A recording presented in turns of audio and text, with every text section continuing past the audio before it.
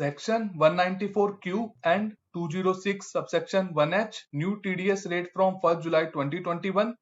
Friends, आज के इस वीडियो में हम एक new section 194Q and old section 206C subsection 1H को डिस्कस करने वाले हैं।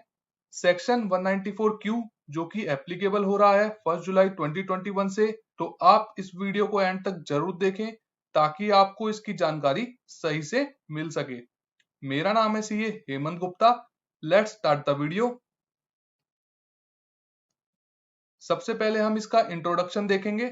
जैसा कि हम सभी जानते हैं, फाइनेंस एक्ट 2021 ने एक न्यू सेक्शन 194Q इंसर्ट किया था अंडर इनकम टैक्स एक्ट, जो कि एप्लीकेबल है 1 जुलाई 2021 से, by introducing TDS on purchase of goods at the rate 0.1%।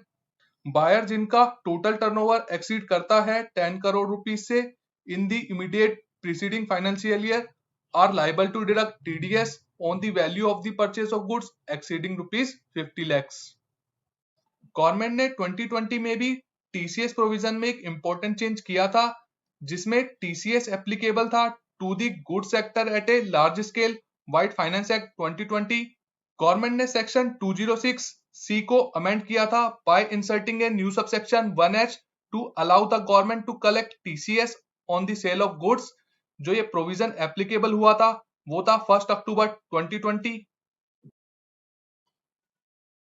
As on date TDS provision applicable होते हैं only on receipt of services, लेकिन अब इसका स्कोप इंक्रीज हो गया है by introducing section 194Q TDS on purchase of goods in the Finance Act 2021 which is going to applicable from 1 July 2021। इस provision के हिसाब से आपको टीडीएस डिडक्ट करना है at the rate 0.10% on the purchase of goods if the condition are satisfied. Taxpayers वैसे ही section 206C subsection 1H में काफी डिफिकल्टीज फेस करते हैं और गवर्नमेंट ने उनके सामने एक और सेक्शन 194Q ला दिया है, जिससे उनके बीच में अब और कंफ्यूजन्स पैदा हो गई हैं। आइए अब हम दोनों ही सेक्शन के लीगल प्रोविजंस डिस्कस करते हैं। जो फर्स्ट सेक्शन है 206C subsection 1H TCS on sale of goods. ये सेक्शन कहता है एवरी पर्सन जो कि सेलर है वो कोई भी अमाउंट रिसीव करता है for sale of any goods और aggregate of such value exceeding 50 lakh rupees in the previous year other than goods exported और गुड्स कवर अंडर सबसेक्शन 1 और सबसेक्शन 1F और subsection 1G shall at the time of receipt of such amount collect from the buyer. उसको collect करना है buyer से sum equal to 0.1% of the sale consideration exceeding rupees 50 lakh rupees as income tax।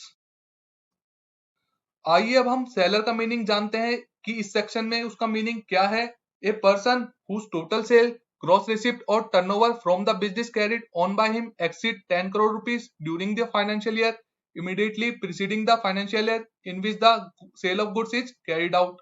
इसमें हमको देखना है seller जो कि है अगर उसका turnover in the previous year 10 crore rupees से ज्यादा होता है तो उसके लिए ये सेक्शन एप्लीकेबल है। Next, not being a person as a central government may by notification in the official gazette specify कर सकती है कि अदर देन अबव और कौन से पर्सन है जिनके ऊपर ये सेक्शन एप्लीकेबल है। नेक्स्ट है section 194Q TDS on purchase of goods. ये सेक्शन कहता है एनी पर्सन जो कि बायर है who is responsible for paying any sum to any resident for purchase of any goods of the value or aggregate of such value exceeding rupees 50 lakh rupees in any previous year shall at the time of credit of such amount to the account of seller or at the time of payment by any mode, दोनों में से जो पहले, deduct an amount equal to 0.1% of sum exceeding 50 lakh rupees as income tax। इसमें buyer का meaning अब हम देखेंगे कि क्या है। whose total sale, gross receipt और turnover from the business carried by him 10 crore rupees during the financial year immediately preceding the financial year in which the purchase of goods is carried out। तो इसमें buyer वो person है जिसका turnover in the preceding financial year more than rupees 10 crore rupees है, तो उसके ऊपर ये सेक्शन एप्लीकेबल है। नेक्स्ट है not being a person as the central government may by notification in the official gazette specify कर सकती है अदर देन अबव कि ऐसे और कौन से बायर है जिसके ऊपर ये सेक्शन एप्लीकेबल हो सकता है। नेक्स्ट है, अब हम दोनों ही सेक्शन का कंपैरिजन करके देखेंगे कि दोनों ही सेक्शन में क्या सिमिलरिटीज हैं और क्या दोनों में अंतर हैं। जो फर्स्ट है, who is liable to deduct TDS और कलेक्ट टीसीएस। जैसा कि हम लोग पहले ही डिस्कस कर चुके हैं कि बायर कौन है और सेलर कौन है, आप यहां से उसको रीड आउट कर सकते हैं। सेकंड है एप्लीकेबल फ्रॉम, जो 194 क्यू एप्लीकेबल हो रहा है वो है 1 जुलाई 2021 से, और 206 सी सबसेक्शन 1 है जो कि ऑलरेडी एप्लीकेबल है फ्रॉम 1 अक्टूबर 2021 से। When it is applicable, 194Q applicable है when buyer purchase goods from the resident person and the purchase payment is of value or aggregate of such value exceeding 50 lakh rupees in any previous year। और दूसरा section 206C subsection 1H applicable होता है जब seller receive consideration for the sale of goods from the buyer other than goods exported out of India of the value और aggregate of such value exceeding 50 lakh rupees in any previous year. दोनों ही section में एक limit दी हुई है जो कि 50 lakh rupees है। अगर आप इस अमाउंट से ज्यादा परचेज करते हैं या सेल करते हैं तो आपके ऊपर ये दोनों ही सेक्शन एप्लीकेबल हैं।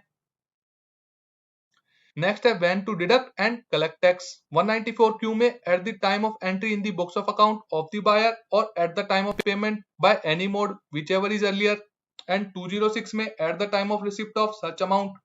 एप्लीकेबल रेट क्या है? 0.1% of purchase and payment exceeding 50 lakh rupees. अगर डिडक्टी जो कि सेलर है अपना पैन नंबर प्रोवाइड नहीं करता है तो इस केस में आपको डिडक्ट करना है TDS eight the rate 5%। Section 206C subsection 1H, इस केस में भी जो कि रेट है 0.1% of the sale consideration exceeding 50 lakh rupees. If the buyer has not provided the PAN number to the seller तो उस केस में आपको टीसीएस एट द रेट 1% जो कि मैक्सिमम है इस केस में आपको कलेक्ट करना है। नेक्स्ट है what if both the sections 194Q and 206C subsection 1H are applicable to the same transactions. तो इस केस में अब हम देखते हैं कि इस केस में हमें क्या करना है। तो इस केस में सेक्शन जो कि 194Q वो प्रिवेल करेगा एंड टीडीएस आपको डिडक्ट करना है अंडर सेक्शन 194Q ओनली। जबकि दूसरे केस में जैसा कि बायर आपका टीडीएस काटेगा तो आपको टीसीएस कलेक्ट करने की कोई आवश्यकता नहीं है। नेक्स्ट है cases when respective section will not be applicable. तो आप उसको यहां से रीड आउट कर सकते हैं कि ऐसे कौन कौन से केस हैं जहां पे ये दोनों ही सेक्शन एप्लीकेबल नहीं होंगे। नेक्स्ट है date from with the threshold limit of ₹50 lakh it to be considered. पहले केस में जो कि सेक्शन है 194Q उसमें लिमिट आपको कंप्यूट करनी है from the start of financial year 1 अप्रैल 2021। अगर आपकी लिमिट क्रॉस कर जाती है बिफोर 1 जुलाई 2021 तक तो आपको आपकी नेक्स्ट ट्रांजेक्शन पर ये टीडीएस का प्रोविजन आपके लिए एप्लीकेबल हो जाएगा और आपको डिडक्ट करना होगा on all the transaction after 1 जुलाई 2021। जबकि सेक्शन 206C सबसेक्शन 1H के लिए फाइनेंशियल ईयर 2021 से 22 threshold limit of ₹50 lakh compute करनी है from 1 April 2021 and TCS shall be applicable as and when consideration received cross 50 lakh rupees including any previous year dues and advance received। आइए अब हम इसको एक एग्जांपल के थ्रू जानने का प्रयास करते हैं, इससे आपको बेटर अंडरस्टैंडिंग मिलेगी कि आप इस सेक्शन को कैसे अप्लाई कर सकते हैं। फर्स्ट एग्जांपल है वो है टर्नओवर ऑफ सेलर जो कि XYZ है, उसका टर्नओवर 50 करोड़ रुपीस का है। टर्नओवर जो कि बायर है ABC उसका टर्नओवर 8 करोड़ रुपीस का है। सेलर जो कि उसने सेल ऑफ गुड्स किया है या परचेज ऑफ गुड्स जो कि बायर ने किया है वो है 2 करोड़ रुपीस। सेल कंसिडरेशन जो कि रिसिप्ट हुआ है या पेमेंट हुआ है during the year 1 crore rupees. तो who is liable to deduct या कलेक्ट टैक्स। तो इस केस में section 206C subsection 1H applicable होगा क्योंकि यहाँ सेलर का turnover in the preceding financial year more than ₹10 crore है। रेट ऑफ टैक्स जो कि एप्लीकेबल होगा 0.1%। Amount on which the tax to be deducted और कलेक्टेड। तो इस केस में जो कि अमाउंट रिसीव्ड हुआ है वो है 1 करोड़ रुपीस पर जो कि 50 लाख की हमको एक थ्रेशोल्ड लिमिट की एग्जेम्पशन देनी है, उसको लेस करने के बाद अमाउंट आता है 50 लाख रुपीस। तो उसके ऊपर ही टैक्स टू बी डिडक्टेड और कलेक्टेड होगा जो कि 5000 रुपीस है। तो फर्स्ट केस में section 206C subsection 1H applicable है जिसमें आपको टीसीएस कलेक्ट करना है 5000 रुपीस। जो अगला सेक्शन है उसमें कहता है turnover of seller 8 crore rupees, turnover of buyer 15 crore rupees, sale of goods या purchase of goods 2 crore rupees, sale consideration receipt और payment during the year 1 crore rupees. तो इस केस में जो कि सेक्शन एप्लीकेबल है 194Q, because the turnover of the buyer exceeding rupees 10 crore rupees, that is why the section 194Q is applicable. जो rate of tax applicable है वो है 0.1%। Amount on which the tax to be deducted या collected, इस case में आपने purchase of goods की है 2 करोड़ रुपीस की, तो इसमें से आपको 50 लाख की जो कि थ्रेशोल्ड एग्जम्पशन है उसका बेनिफिट मिल जाएगा। तो अमाउंट जिसके ऊपर टीडीएस आपको डिडक्ट करना है वो है 1.5 CR। तो टैक्स जो कि आपको डिडक्ट करना है वो है ₹15,000। आइए अब तीसरा एंड लास्ट एग्जांपल देखते हैं जिसमें दोनों ही सेक्शन एप्लीकेबल हैं। जैसे कि आप लोग देख रहे हैं, turnover of seller 15 crore rupees, turnover of buyer 15 crore rupees, sale of goods या purchase of goods 2 crore rupees, sale consideration receipt या payment receipt during the year 1 crore rupees.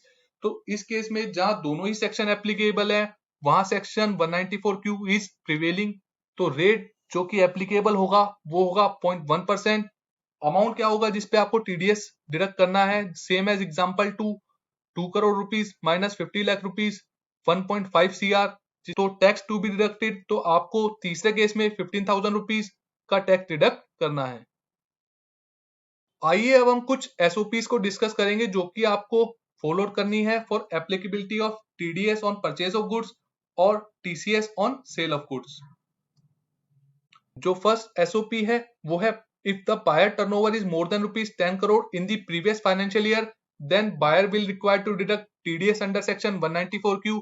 इस केस में टीसीएस आपको कलेक्ट नहीं करना है, सेलर की कोई रिस्पॉन्सिबिलिटी नहीं है। इस केस में buyer will deduct the TDS under section 194Q। Next है, buyer shall communicate to the seller by preparing declaration letter on his letterhead stating that the buyer is liable to deduct TDS under section 194Q and seller need not collect TCS under section 206C subsection 1H।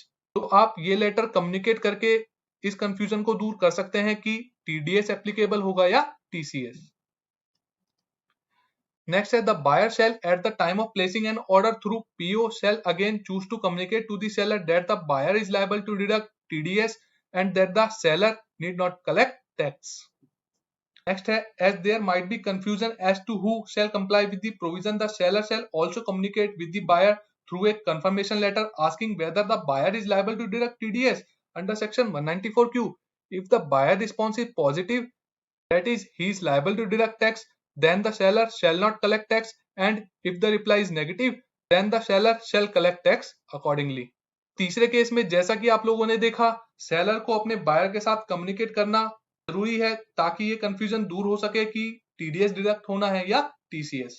I hope आपको ये video पसंद आया होगा। तो दोस्तों नीचे comment करके बताइए कि आपको ये वीडियो कैसा लगा। अगर आपको ये वीडियो अच्छा लगा हो तो आप इस वीडियो को जरूर लाइक करें और अपने दोस्तों के साथ जरूर शेयर करें, और इसी तरह के रेगुलर अपडेट्स के लिए मेरे चैनल को सब्सक्राइब जरूर करें और बेल आइकन दबाना ना भूलें ताकि आप इस चैनल पर आई कोई वीडियो मिस ना करें। तो मिलते हैं एक ऐसे ही अलग और इंटरेस्टिंग टॉपिक के साथ अगले वीडियो में। तब तक stay safe and stay home. I will see you very soon. Thank you.